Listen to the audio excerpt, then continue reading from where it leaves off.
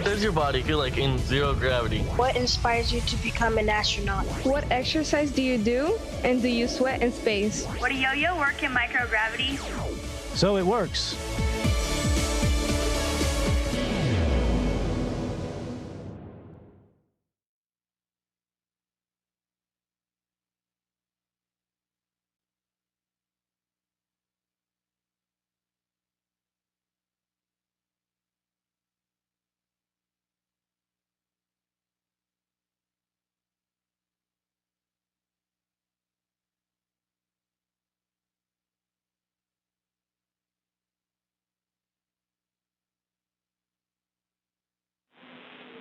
Station, this is Houston on Space to Ground 2. Are you ready for the event?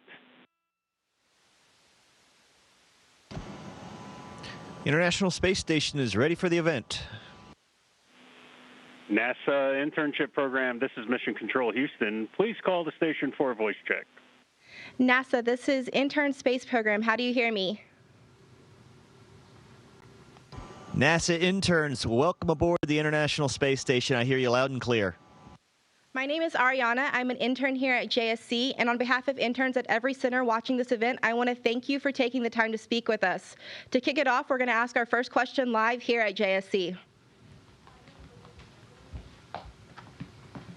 Hello, my name is Thalia Petrinos, and I'm an intern with Safety and Mission Assurance. And my question is, how often do you get behind schedule, and what do you do when that happens? Yeah, getting behind schedule, it's going to happen to someone just about on every day, each and every day, just a little bit. And the ground is really good about keeping an eye on things and trying to manage the schedule for us. And of course, we keep an eye on each other's schedules. And if someone's getting behind and you're a little bit ahead, you go and help your buddy out. Hi, my name is Shayan, and I'm an intern with the Space Radiation Group here at JSC. And my question is, how do you think educators can inspire students at all ages to have successful careers in STEM and other fields?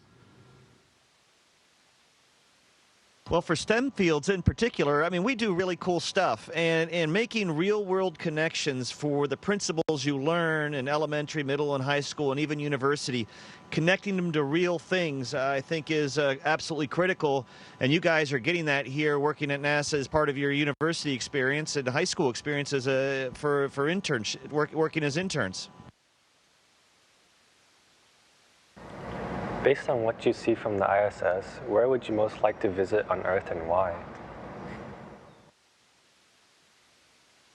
We talk about that all the time, and the list gets longer each and every day.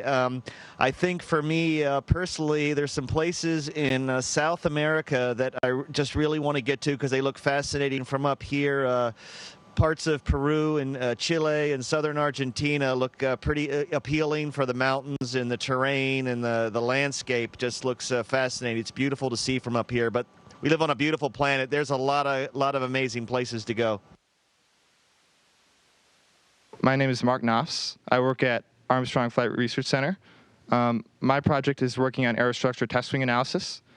My question to you is, what is the most elegant piece of engineering on the ISS? It could be a favorite experiment, a hidden function of the spacesuit, or a piece of equipment for life support.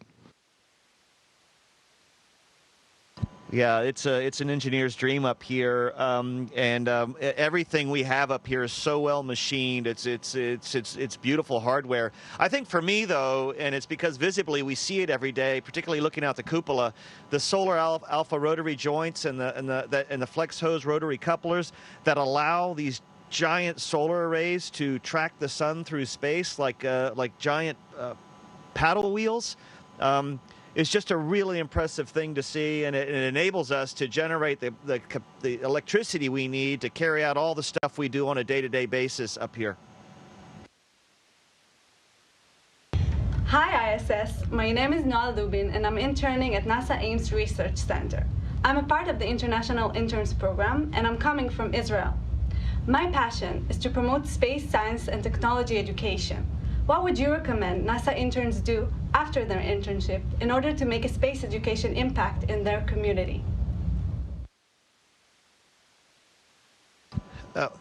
That, to me, is a pretty straightforward one. Get involved in your local elementary schools as a volunteer and share your enthusiasm, your voice, and your experience with young children, and let them see what it is you do, what inspires you, what motivates you, and show them what kind of things are out there for them to do. Your enthusiasm will be infectious. My name is Bernadette Haig from NASA Glenn Research Center in Cleveland, Ohio. And the question is, in today's world, what do you think is the most compelling reason to engage in human spaceflight?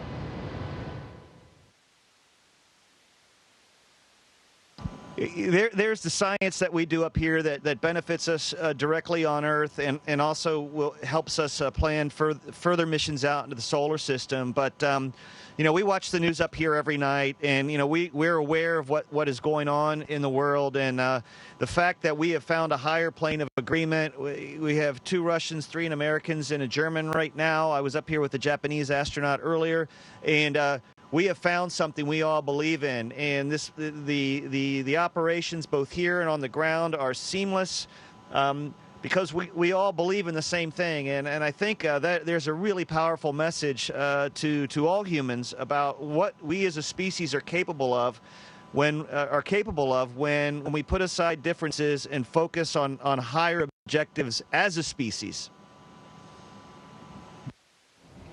Hello, my name is Emily Beckman. I'm a recent graduate of the University of Tennessee in Knoxville, and I'll be attending graduate school at Purdue University in the fall. I'm here at NASA Goddard, and I was wondering, is there anything that you would recommend young NASA engineers keep in mind as we design for future human spaceflight?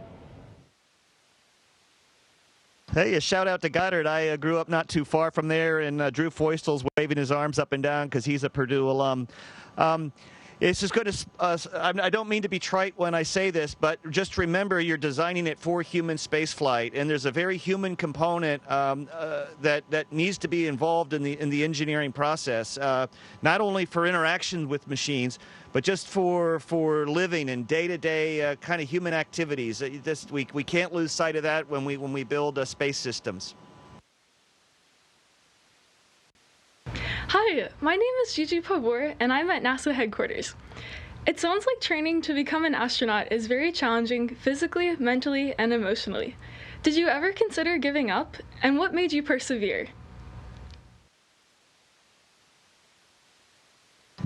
Yeah, you get used to when you're here, you're just going to make mistakes, and there's going to be times where you come up short. And in this profession, it tends to be highlighted, and the opportunities are frequent for making mistakes. I was really fortunate. The folks I came in with were incredibly supportive. We all pulled together. I never got the impression that someone was trying to look better than anyone else. We really tried to succeed as a group and as a team. And to be honest, the people, the experienced astronauts who were here seemed to be of the same mindset. So, you know, the old saying, cooperate to graduate. And we kept that in mind, and I think we've all gone on to successful careers here at NASA. Hi, my name is Joe Cloud, and I'm an intern at NASA Langley Research Center and a computer engineering major at UT Arlington. And my question is, do you ever prank each other in space? Yeah, we're a long way from home for a long period of time, and we work really hard. And if you don't have a sense of humor up here, it's going to be a long stay, a long 7 months. So, yeah, we definitely take advantage of those opportunities. It's all in good fun, and fortunately, I've been here with people who all like to laugh, and that makes the days very full and very rich. Hi, my name is Dominique, and I am a business intern here at Kennedy Space Center. My question for you is, if you could make one improvement to the design of a new International Space Station, what would it be? Yeah, the next International Space Station, I think I alluded to that earlier. This is a remarkable machine and with incredible capabilities. The human factor in the development of the International Space Station has kind of been added on as we've moved forward. A lot of the ideas weren't really incorporated at the very beginning. We are at a place right now where it's a very comfortable living place, but I think for the next space station, we really need to keep in mind hygiene areas, where hygiene occurs, exercise areas where exercise occurs, dining areas where, like a galley where dining occurs, and then just a crew living area. We have all those components now, but building it into the next plan, I think, is absolutely critical for any space system when we're going out for long stays in space, either in low Earth orbit or in deep space. Hi, my name is Colin Lewin. I go to the University of Arizona, and I'm here at NASA Marshall Space Flight Center. My question is, how different are typical health issues and treatment methods in space from those on Earth? The treatments, that's a great question. The treatments are basically the same, but dealing with microgravity is challenging. Medical equipment's sterile. It requires a lot of individually wrapped items, so anything that was to happen, particularly an emergency, you'd have a mess, an explosive mess really quickly. And something as simple as CPR. When we do CPR up here, we actually put our feet up on the ceiling and would have to put if we were to have to do CPR, the person would be strapped down to a board, and you'd be pushing with your feet to do chest compressions. So the equipment's the same, the training's the same, physiology's basically the same, but dealing with microgravity is always a challenge. I'm Lindsay Grant from Stennis Space Center. Are there any features on Earth that surprised you from space?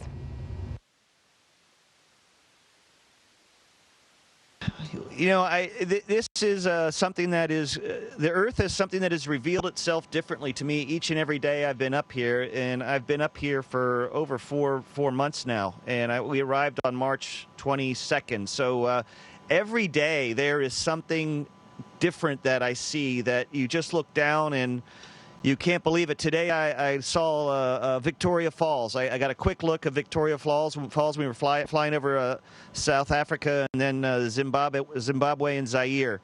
And seeing a waterfall with the naked eye. Now, it was just a small bit of white foam in the river, but from the ISS, it's just these subtle things that are, you know, when you see them up close, they're just so full of grandeur. It's every day is, when you get a chance to look out the window, is a good day. Hello, my name is Ben Bernhard from the University of Notre Dame. My question is about working with an international crew. How hard and how important have you found it to get past language and cultural barriers to work as a team? Yeah, I was very fortunate. Before I came to NASA, I had lived internationally for 11 years, so I was used to living in different places with different people and different ideas.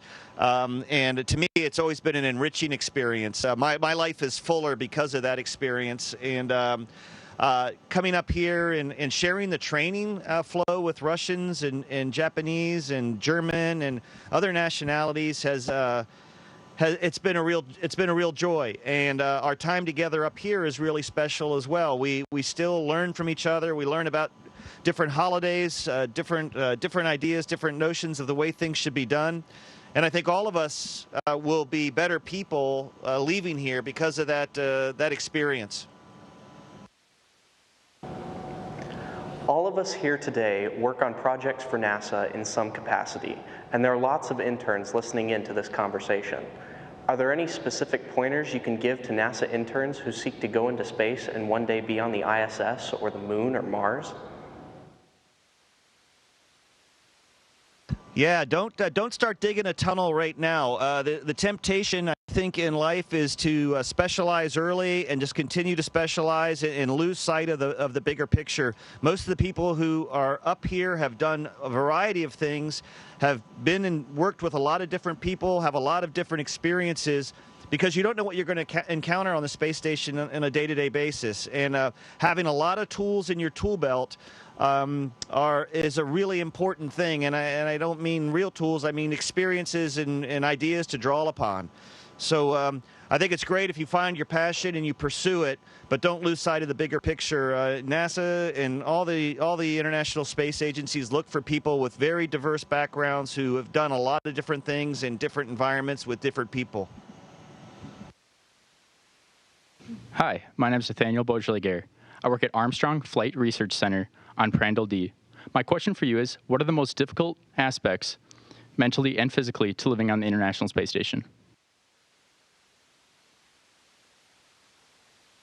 That's a separation from family, I think, is probably one of the most difficult things. NASA, ESA, and the Russian Space Agency, they do a really nice job of keeping us connected, but we're gone for a long time. I left the United States on February 2nd, and I won't get home until early October.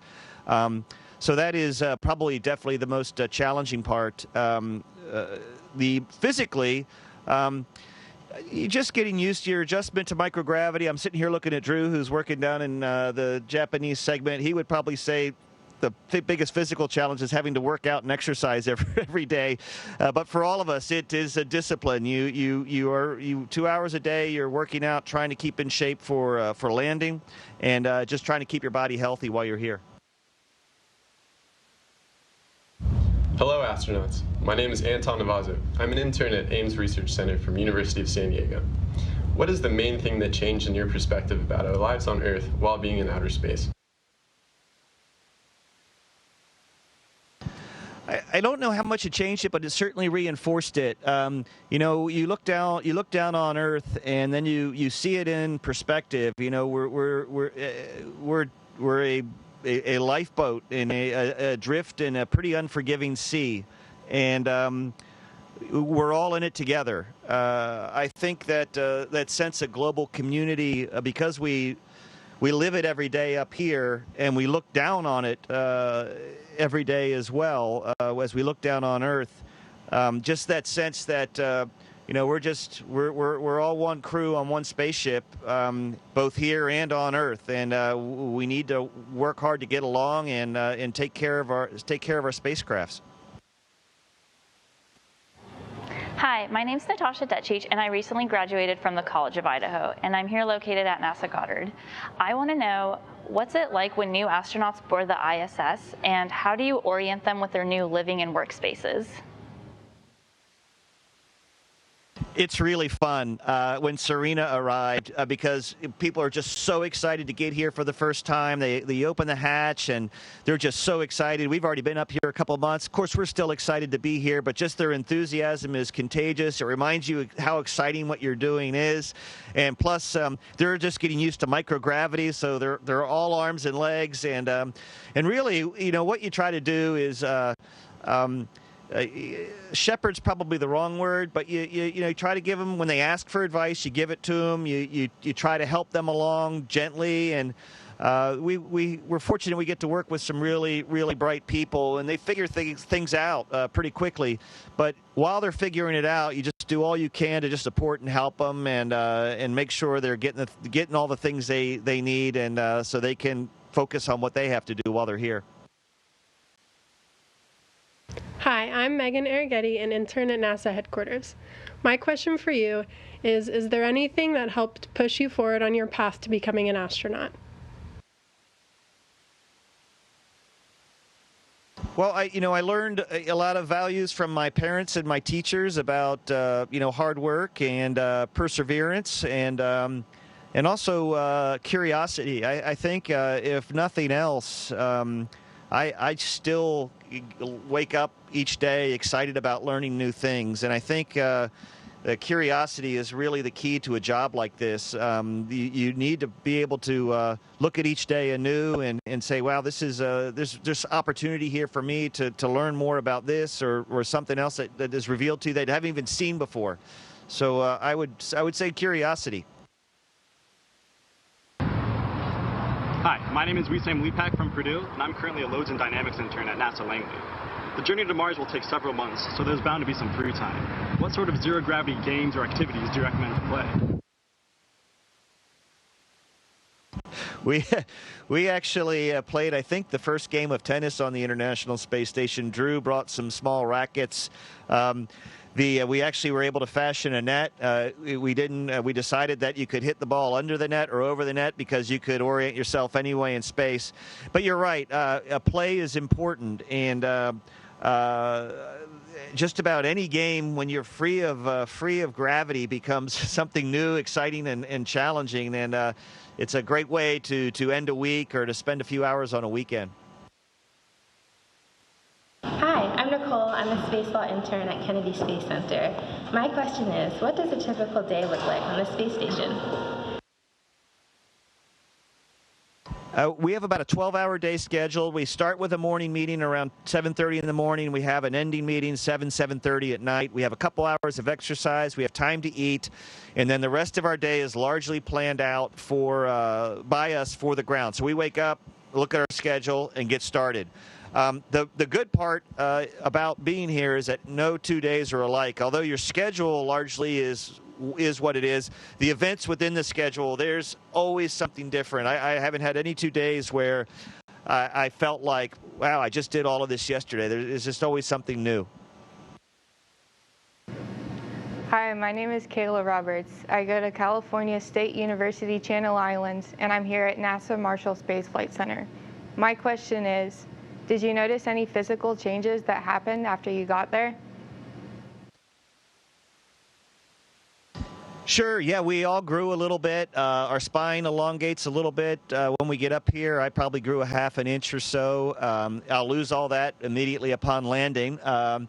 Also, free of up here in microgravity, the fluids that normally accumulate towards your feet can float elsewhere, and so I noticed initially, and even some days, the fluid that would normally be in the lower part of your body can float up to your head. And sometimes you can get congested. You feel a little bit of pressure, behind your eyeballs. So subtle things like that are very striking when you first arrive to the space station. Hey there, my name's Alexander King from Stennis Space Center. My question is, what do you think you'll miss most about being in space? I'm sure while you're up there, you could go for a steak or any other activity. So what do you think you'll miss most once you're back here on Earth? I'll definitely miss the people that, the shared experience that I'm having with the folks who are here. Three of us will go home together, and we'll leave Alex, Serena, and Sergey behind. And that camaraderie I will definitely miss. I mean, we'll see each other again, but it'll definitely be different. And but it'll be a unique shared experience we have, for the rest of our lives. The interaction with our ground team, who work so hard to make our life as full and enjoyable as possible during our stay here, and certainly just the view out of our window. Hi, Ricky. I'm Abby from NASA's Langley Research Center. I'm Shaniqua Vereen. I'm a Pathways intern at JSC. We'd like to thank you for your time today. This was an intern event by NASA interns, and we'd really like to thank you for taking the time to speak with us today. It was absolutely great spending part of your day with you. I appreciate everyone's questions, and I appreciate all the energy and enthusiasm you guys bring to NASA. We benefit immensely from having you as part of the NASA family, and I look forward to hopefully meeting with some of you when I get back, and certainly working with some of you in the future. So all the best. Station, this is Houston ACR. That concludes the event.